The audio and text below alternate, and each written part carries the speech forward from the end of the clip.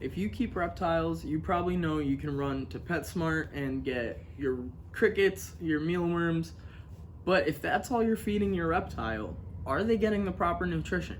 Today we're going to go over the top 10 feeder insects that you can feed your reptiles. I'm Raph. I'm Rachel, this is Barnaby. And this is Bubbles. You're watching Red Ribbon Reptiles. Stick around.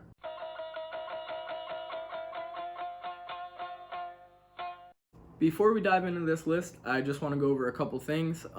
The first of which being a calcium-phosphorus ratio, which is just the ratio of calcium compared to phosphorus inside the feeder insect. The calcium-phosphorus ratio of your feeder insect is important to know because inside the body of reptiles, phosphorus can bind calcium to it, and this won't allow the reptile to properly digest the amount of calcium. So if something has way more phosphorus in it than calcium, your reptile's not getting a sufficient amount of calcium. Ideally, all feeder insects would have almost double the amount of calcium than phosphorus, but pretty much none of them do, and that's why it's important to always dust your feeder insects with calcium supplements and multivitamin supplements. Another thing to keep in mind with feeder insects is the amount of protein compared to the amount of fat. Reptiles don't metabolize and store fat the same way us mammals do. And also, in the wild for these guys, it can be very hard to find a good source of fat. So when they find it, they're just gonna eat it up because they don't know the next time they're gonna be able to get it. For this reason, fat can be pretty addicting to reptiles, a lot like sugar is to humans. Feeding too many high-fat feeders can lead to things like fatty liver disease, and that can definitely kill your reptile. Ideal feeder insects are going to have a lower fat content and a higher protein content. These insects on our list are all viable feeders because variety in a reptile's diet is very important. Chicken, rice, and broccoli is a very healthy meal, but how many times would you like to eat that in a row? Make sure you do your research on which reptile can eat what, and we're going to get right into it. Let's get down to the nitty-gritty. Number 10 on our list is waxworms. They have a lower calcium-phosphorus ratio than a lot of other feeder insects. They do have a decent amount of protein, but they have a very high amount of fat. As we know, fat can be addicting to reptiles, so if they eat too many waxworms with the high fat content, they might turn down their other feeder insects. Waxworms are better as a treat than as a staple feeder insect. Number 9 on the list is fruit flies. Specifically flightless fruit flies, unless you want to try to wrangle, these tiny little dots that fly through the air. But they did make our list because they're very low in fat and they have a pretty good protein content, and their calcium phosphorus ratio is a little better than waxworms too. The main cons I would say about fruit flies is that they're just so small, and like Bubbles here or Barnaby would not even recognize them as food probably. But fruit flies can make great feeders for things like baby spiders, tiny geckos, little frogs, baby chameleons even, things like that. And they have pretty good nutrition for them for being so tiny. At number 8, we have earthworms. They actually have a very good calcium-phosphorus ratio compared to a lot of other feeders. They also have a low fat content. However, earthworms do have a slimy residue that some reptiles don't like. Coming in at number 7 on our list is going to be hornworms. Hornworms even have a higher calcium-phosphorus ratio than earthworms do, and they have a very similar amount of moisture. Having moisture inside the feeder insect itself is a great way to get your reptiles hydration, because a lot of them you won't see reptiles drinking from standing water too much. Hornworms are also very low in fat. Cons for these guys is that they just eat a lot and they're pretty expensive. However, a pro would be that you can find them in a lot of different sizes. They just grow really quick because they eat so much. Coming in at number 6, we have mealworms.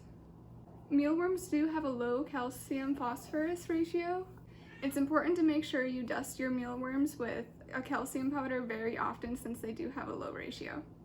Their fat content is on the higher side, but they also do have a good amount of protein, and their protein is higher than the fat, so they are okay. You can also pretty much find mealworms anywhere, and they are pretty cheap. At number 5 on our list is superworms, which are basically just bigger mealworms. Their calcium phosphorus ratio is also pretty low, but it is a little higher than that of a mealworm. Also, Superworms have about half the fat as mealworms do and more protein. So they would be better as a staple feeder than mealworms would be. At number 4, we have crickets. They do have a low calcium phosphorus ratio, but on the other hand, they do have pretty decent protein and low fat. Honestly, I'm not a fan of crickets. They are messy, they're noisy, they're stinky, they are escape artists, and when they die, they release an ammonia, I think, and that starts to kill off all your other crickets, and it's honestly just a huge mess. You can find so many better ones out there. Number 3 on our list is silkworms. They have almost as good of a calcium phosphorus ratio as you're gonna find. However, one thing on this list is better, and that's gonna be number 1, so make sure you stick around. Silkworms are also super low in fat, but they don't necessarily have a super high protein content, so there are better feeders out there. These guys are also a little more on the expensive end, but it's almost impossible to beat the calcium content in them, so it makes them a great feeder for your reptiles. And they kind of look like aliens.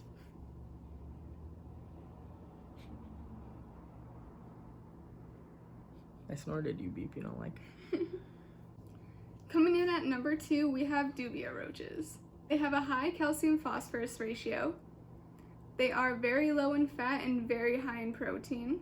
Dubias are super easy to take care of and feed off to your reptiles. Dubias are born very tiny, but they do get to be pretty big, so you have a wide span of what reptiles you can feed them off to depending on their size.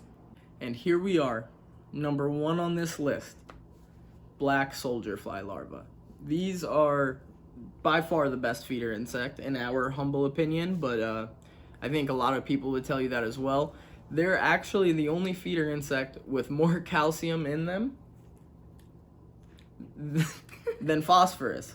The amount of calcium in black soldier fly larvae more than doubles the amount of phosphorus in them. And so although it's important to dust your feeders anyway, especially with a multivitamin as well, it's pretty much all the calcium that they're gonna need. They can get it right from black soldier fly larvae. These guys' fat content is slightly creeping up to the higher end, but it's nothing like waxworms where they're gonna get stuck on them like that. These guys also have very high protein content.